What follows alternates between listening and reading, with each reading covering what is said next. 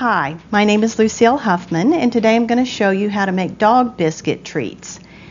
These are from our dog cookbook, and they're the economy cookies. Now, there are a lot of different recipes where you can get very extravagant and put in all different kinds of treats that you think your dog might like, but these are just the basic dog biscuits.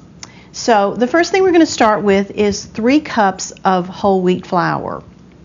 I've already measured that in the bowl, and to that we're going to cut in 1/3 of a cup of butter or margarine.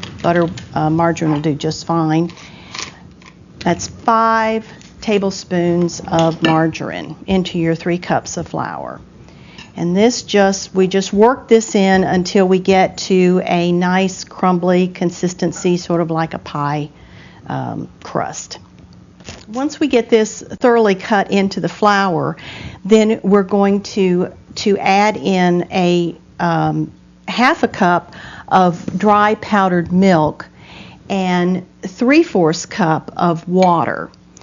We need to just mix that together and let that blend a little bit, and then to that mixture I'm going to put in 1/4 of a teaspoon of garlic powder. This just gives it a nice little flavor. So we get that all mixed in, and then we're going to add in 1 egg, room temperature. Put that in, mix that together, and that's our wet ingredients to go into our flour mixture. We're going to put this in and give it a quick stir. This is really the only ingredients that go into these economy dog biscuits, and trust me, your dog will love them. I sometimes substitute a low sodium beef broth for the water. Just gives it a little bit of extra flavor.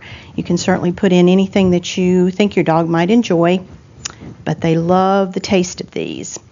The taste is similar to, or the texture is similar to what you buy in the store. It's a little bit softer, but it still gives the dog a nice crunch that they like to, that they seem to enjoy. So once this is all mixed together, we're going to turn it out onto a floured board and just knead it for a little bit so we can just get a nice smooth surface.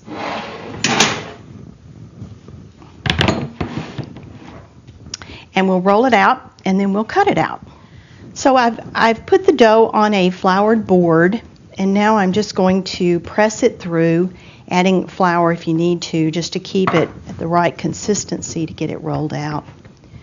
And then with the rolling pin, give it a quick roll so we can kind of get these to the right depth. I would say probably a 1/2 inch thick.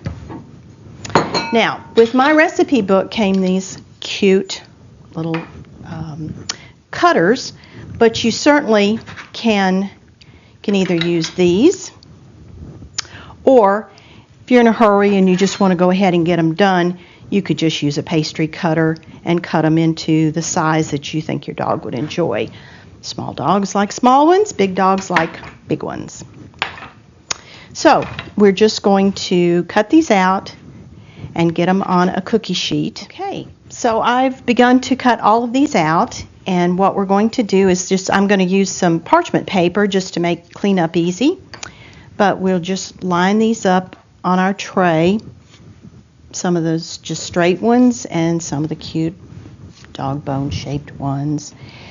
And once we get these all cut out and onto the tray, we're going to cook them for 50 minutes on 325. It's a long time for them to cook, but that gets them to a nice dry consistency that will keep them from either being mushy in the middle or crumbling too much and just making a mess on the floor. So we'll get these laid out and get them into the oven. Okay, we're going to bake these now for 50 minutes at 325, and then they're going to be ready with just a quick cooling off period. Marty, our dog, will be so happy. So the timer just went off. It's been 50 minutes and I'm going to get our dog biscuits out of the oven now.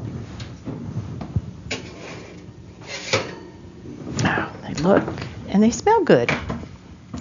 Now, if you're going to make dog food or any of your pet food on a regular basis, be sure that you add some type of a vitamin or so that your dog will get vitamins and minerals that they need. These are great for snacks, but if you need to make sure that they get everything that they're going to need to keep them healthy. And here they are. And this is Marty, and let's see if he'd like to have one of these. Are you interested, Marty? Yeah?